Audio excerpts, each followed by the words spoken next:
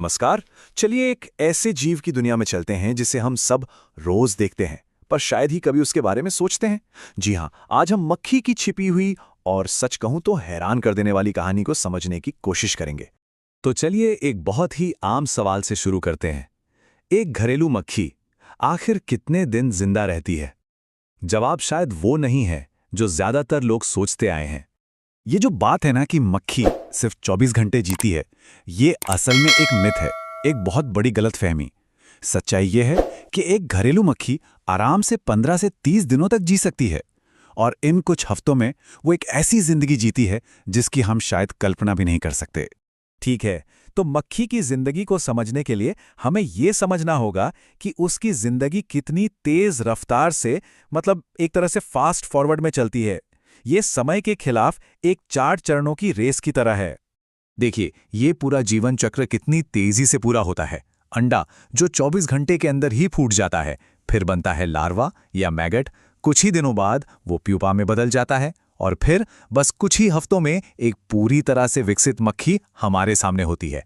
सब कुछ बहुत तेजी से होता है। और अपनी इसी छोटी सी जिंदगी में एक अकेली मादा मक्खी 500 से भी ज्यादा अंडे दे सकती है। अब समझ में आया कि गर्म मौसम आते ही इनकी आबादी में जैसे विस्फोट सा क्यों हो जाता है। लेकिन मक्खी की कहानी सिर्फ उसकी उम्र या संख्या के बारे में नहीं है। अब बात करते हैं उसकी सबसे असाधारण क्षमता की, उसकी उड़ान की। ये अपने आप में कुदरती इंजीनियरिंग का एक जीता जागता चमत्कार है। प्रोफेसर माइकल डिकिंसन ने क्या खूब कहा है।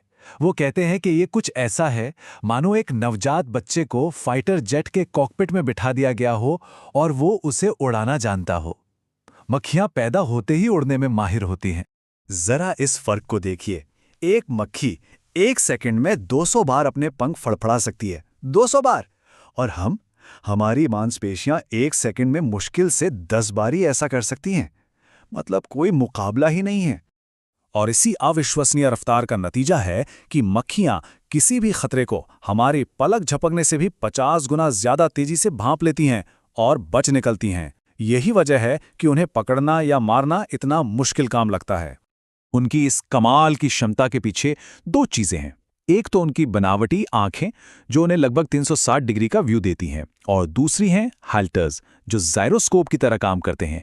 इन्हीं की मदद से वो हवा में एक जगह रुक सकती हैं, पीछे की तरफ उड़ सकती हैं, और यहां तक कि छत पर उल्टा लैंड भी कर सकती हैं। तो ये तो हम समझ गए कि मक्खियां उड़ने में माहिर हैं, पर क्या वो सिर्फ भिन भिनाने और हमें परेशान करने के अलावा भी कुछ करती हैं? जवाब है हाँ, बिल्कुल करती हैं। चलिए मक्खियों के कुछ ऐसे गुप्त कामों के बारे में जानते हैं जिनकी हमारे इकोसिस्टम में बहुत बड़ी भूमिका है। तो पहला गुप्त काम, परागणकर्ता यानी पॉलिनेटर। ये सुनने में भले ही अजीब लगे, पर सच तो यह है कि मक्खियां धरती पर सबसे पहले परागण करने वाले जीवों में से एक थीं। होवरफ्लाई का ही उदाहरण ले लेते हैं। ये अक्सर मधुमक्खी की नकल करती है और कई फसलों के लिए मधुमक्खियों के बाद दूसरी सबसे जरूरी पॉलिनेटर है, खासकर उन ठंडे इलाकों में जहां मधुमक्खियां ज्यादा एक्टिव नहीं रहती। हम आम, सेब, चेरी और मिर्च जैसी कई चीजों के लिए मक्खियों को धन्यवाद दे सकते हैं, पर एक और चीज है, और यह सुनकर शायद हैरानी होगी, वो है चॉकलेट। जी हाँ, चॉकलेट। असल में जिस कोको के पौधे से चॉकलेट बनती है, उसका परागण सिर्फ और सिर्फ मिज नाम की एक बहुत ही छोटी सी मक्खी कर सकती है ना कमाल की बात।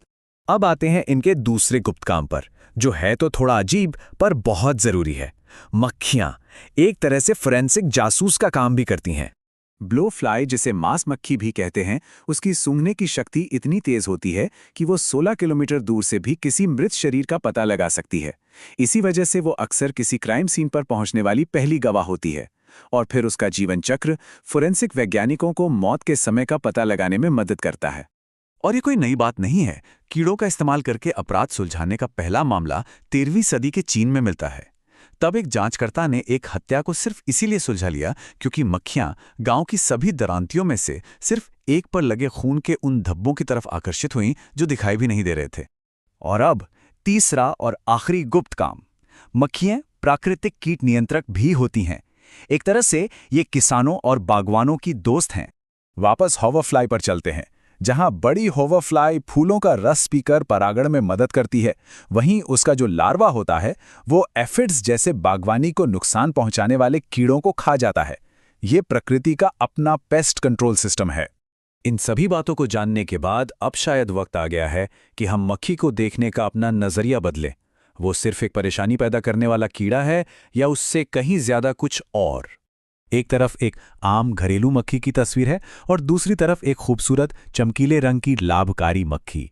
तो सवाल ये है कि ये कीट है या हमारा एक अनजाना साथी। और जाते जाते एक आखिरी मिथक को भी तोड़ते हैं। हम सब मानते हैं कि मक्खियां गंदी होती हैं, पर सच तो ये है कि मक्खियां बेहद साफ सुथरी होती हैं। वो कीड़ों में सबसे ज्यादा अपनी सफाई का ध्यान रखती हैं और लगातार खुद को साफ करती रहती हैं। तो आखिर में बस एक सवाल बचता है, अगर हम एक इतनी आम सी दिखने वाली मक्खी के बारे में इतने गलत थे, तो जरा सोचिए हमारे चारों तरफ की दुनिया में और ऐसी कौन-कौन सी चीजें हैं जिन्हें हम रोज देखते तो हैं, पर शायद सच में कभी समझ ही नहीं पाते।